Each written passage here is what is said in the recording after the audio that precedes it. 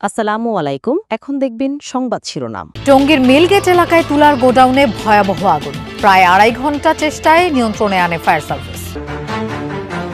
নাটোর 1 আসনে বিএনপির মনোনয়ন নিয়ে সাবেক ক্রীড়া প্রতিমন্ত্রী পটলের ছেলে মেয়ের মাঝে বিরোধ, পাল্টাপাল্টি অভিযোগ সমর্থকদের। খেয়াঘাটের অতিরিক্ত ভাড়া আদায়ের জেরে নরসিংদীতে মাইকে ঘোষণা দিয়ে সংঘর্ষে জড়ালো বিবাদমান দুপক্ষ, টেটাবিদ্ধ হয়ে 15 জন আহত। খুলনায় বর্জ্য থেকে জ্বালানি ও সার তৈরি প্রকল্পে অনিয়ম দুর্নীতি, প্ল্যান্ট স্থাপনের 2 বছরেও শুরু হয়নি উৎপাদন, চুরি হয়ে যাচ্ছে যন্ত্রাংশ। জামালপুরে ব্রহ্মপুত্র খননের উদ্যোগ নিয়েছে বিআইডব্লিউটিএ, ড্রেজিং শুরু হলে ভাঙন তীব্র হওয়ার শঙ্কা স্থানীয়দের। এতক্ষণ শুনছিলেন সংবাদ শিরোনাম, এখন দেখবেন বিস্তারিত। গাজীপুরের টঙ্গীতে তুলার গোডাউনে ভয়াবহ আগুনের ঘটনা ঘটেছে। গুদামে আগুন দেখে প্রথমে নেভানোর চেষ্টা করেন স্থানীয়রা, পরে ফায়ার সার্ভিসের 8টি ইউনিট প্রায় 2.5 ঘন্টার চেষ্টায় আগুন নিয়ন্ত্রণে আনে। কাছাকাছি পানির ব্যবস্থা না থাকায় ভোগান্তিতে পড়তে হয় তাদের। এ ঘটনায় কোনো হতাহতের ঘটনা ঘটেনি। ঘন ধোঁয়ায় আচ্ছন্ন টঙ্গীর মিলগেট এলাকা। টিনশেড তুলার গুদামে হঠাৎ আগুনে আতঙ্ক ছড়িয়ে পড়ে চারদিকে। ভীতি ছড়ায় পাশের ভবনে থাকা গার্মেন্টস কর্মীদের মাঝেও, পরে নিরাপদে সরিয়ে নেওয়া হয় তাদের। মিলগেট কোঅপারেটিভ সোসাইটি মার্কেটে ঘটে অগ্নিকাণ্ডের ঘটনা।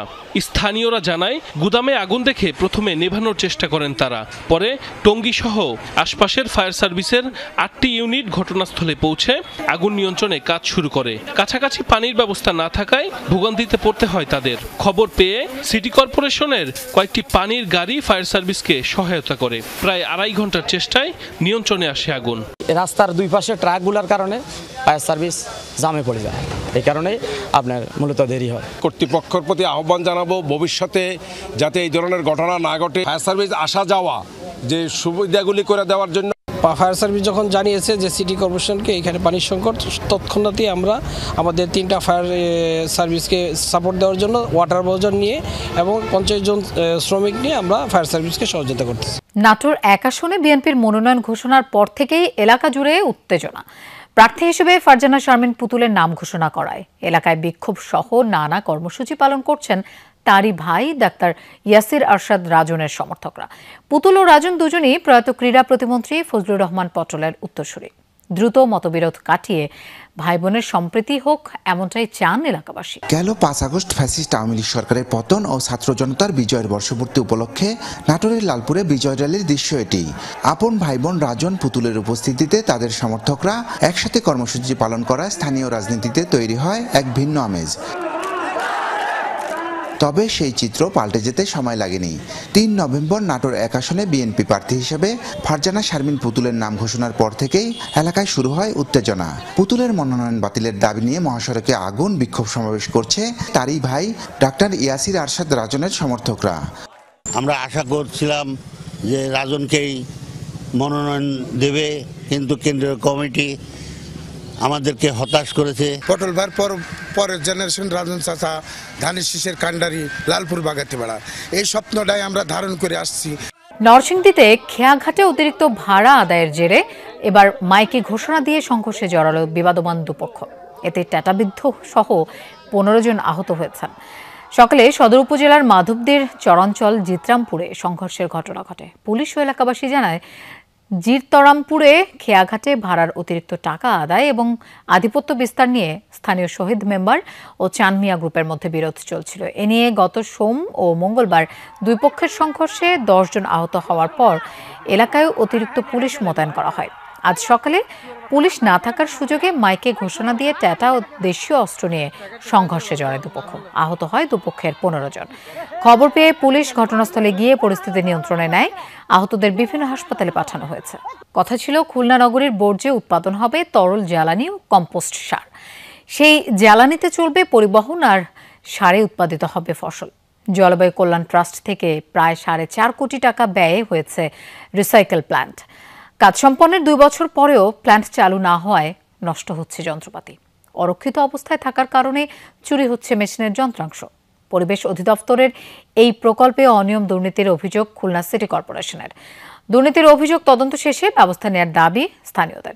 3R recycle, reduce and reuse এমন দুর্দান্ত কনসেপ্ট নিয়ে খুলনায় আসে পরিবেশ অধিদপ্তরের বর্জ্য রিসাইক্লিং প্রজেক্ট।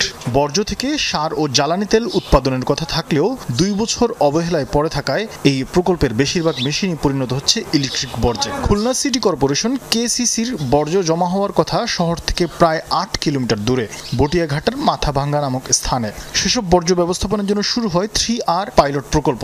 4.5 কোটি টাকার এই প্রকল্পের আওতায় প্লাস্টিক বর্জ্যকে প্রক্রিয়াজাত করে জ্বালানি তেল ও কম্পোস্ট সার উৎপাদিত হওয়ার কথা। আমি এই জায়গায় 1 বছর থেকে আসি, এখন আমি কোনো কিছু দেখি নাই, কোনো কিছু হইতে যেরকম দেখতেছি সেরকমই।